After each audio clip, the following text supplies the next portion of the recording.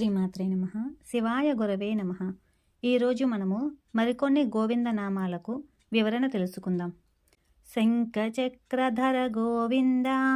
శంఖ అంటే పాంచజన్యం, చక్ర అంటే సుదర్శన చక్రం, ధర అంటే ధరించినవాడు.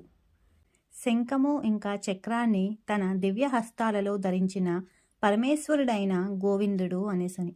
గోవిందుని చేతుల్లో ఉన్న శంఖము ధర్మధ్వని, శుభారంభము ఇంకా మంగళానికి చిహ్నం. చక్రం వచ్చేసి అధర్మ నాశనము, రక్షణ, న్యాయం కోసం ధర్మాన్ని స్థాపించి భక్తులను కాపాడే శక్తిమంతుడు. ఈ నామం మనకి చెబుతుంది భగవంతుడు శాంతికి శంఖాన్ని, శక్తికి చక్రాన్ని ధరించారు అనేసని. సారగదాధర గోవింద.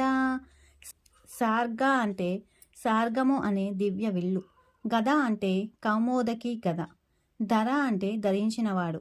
సార్గము అనే విల్లు మరియు కౌమోదకి గదను ధరించిన గోవిందుడు అనేసని. ఇక్కడ గోవిందుని ఆయుధాలు సార్గ విల్లు అంటే ధర్మరక్షణ, న్యాయం కోసం, గద శక్తి, దుష్ట శక్తులకు సంహారము. భక్తుల రక్షణ కోసం శాంతి మరియు శక్తి రెండిటినీ సమానంగా వినియోగిస్తాడు. భగవంతుడు కేవలం కరుణామయుడే కాదు, అవసరమైతే శక్తిమంత రక్షకుడు కూడా. ధర్మం నిలబడాలంటే శక్తి కూడా అవసరం. సార్గవిల్లు గదను ధరించి ధర్మాన్ని రక్షించే గోవిందుడు అనేసని ఈ నామం అర్థం. విరజాతీరస్థ గోవింద. విరజ అంటే విరజా నది. ఇది భౌతిక లోకాన్ని దాటి ఉన్న దివ్య నది. తీరస్థ అంటే ఒడ్డున ఉన్నవాడు లేదా స్థితి చేసిన వాడు అనేసని.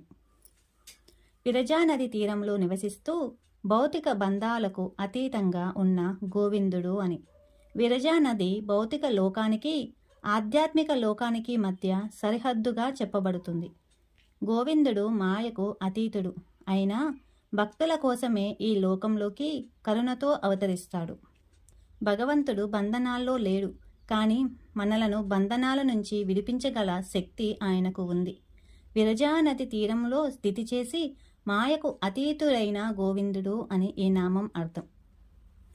విరోధి మర్దన గోవింద. విరోధి అంటే శత్రువు, మర్దన అంటే అణచివేయడము, నశింపచేయడము అనేసని. విరోధి మర్దన గోవింద అంటే భక్తుల మార్గంలో ఉన్న శత్రువులను, అడ్డంకులను అణచివేసే గోవిందుడు అని. బయటి శత్రువులే కాదు, మనలోని అహంకారము, కోపము, లోభము, భయాన్ని కూడా నశింపచేస్తాడు.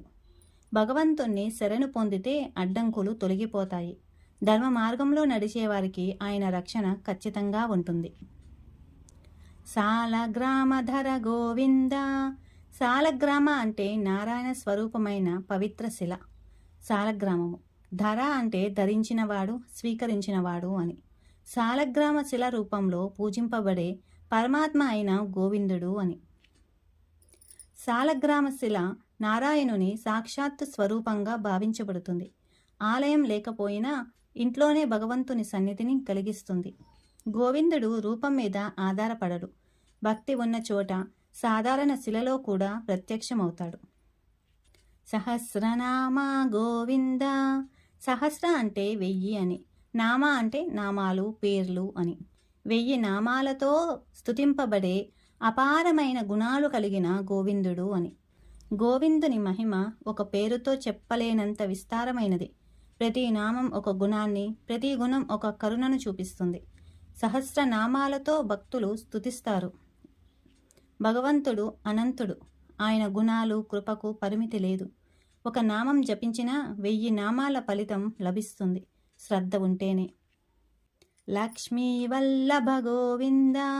లక్ష్మి అంటే శ్రీ మహాలక్ష్మీదేవి, వల్లభ అంటే అత్యంత ప్రీతిపాత్రుడు, భర్త అని. శ్రీ మహాలక్ష్మీదేవికి అత్యంత ప్రీతిపాత్రుడైన, ఆమెతో ఏకమై ఉన్న గోవిందుడు అని. లక్ష్మీదేవితో విడదీయరాని సంబంధంతో ఐశ్వర్యం, శుభం, సమృద్ధికి మూలంగా లక్ష్మీ వల్లభుడిగా భక్తులను అనుగ్రహిస్తాడు. గోవిందుని కృప ఉన్న చోట లక్ష్మీదేవి అనుగ్రహం తప్పకుండా ఉంటుంది. భక్తితో సేవిస్తే దారిద్ర్యం దూరమై శుభ ఫలితాలను కలుగుతాయి. లక్ష్మణాగ్రజ గోవింద. లక్ష్మణ అంటే లక్ష్మణుడు, అగ్రజ అంటే అన్న లేదా పెద్దవాడు అనేసని. లక్ష్మణుడికి అన్నయ్యగా శ్రీరామ అవతారంలో అవతరించిన గోవిందుడు. శ్రీరాముడిగా జన్మించి లక్ష్మణుడికి అన్నగా ప్రేమ, ధర్మము, బాధ్యతలకు ఆదర్శంగా నిలిచాడు. భగవంతుడు సంబంధాల్లో కూడా ధర్మాన్ని పాటిస్తాడు. అన్నగా ఉండే బాధ్యత, కర్తవ్యం ఎలా ఉండాలో తన జీవితం ద్వారా చూపించాడు. కస్తూరి తిలక గోవింద. కస్తూరి అంటే సువాసన గల దివ్య పదార్థం. తిలక అంటే నుదుటిపై ధరించే శుభచిహ్నం. నుదుటిపై కస్తూరితో చేసిన దివ్య తిలకాన్ని ధరించి ప్రకాశించే గోవిందుడు అని. గోవిందుని నుదుటిపై ఉన్న కస్తూరి తిలకం ఆయన దివ్య సౌందర్యానికి, పవిత్రతకు శుభ సంకేతంగా నిలుస్తుంది. భగవంతుని దర్శనం మన మనసును శుభ్రపరుస్తుంది. ఆయన స్మరణ మన జీవితానికి మంగళాన్ని తీసుకువస్తుంది. రేపు మరికొన్ని నామాలకు అర్థం తెలుసుకుందాము. శ్రీమాత్రే నమః. శివాయ గురవే నమః. గోవింద గోవింద. సర్వం శ్రీ లలితార్పణమస్తు.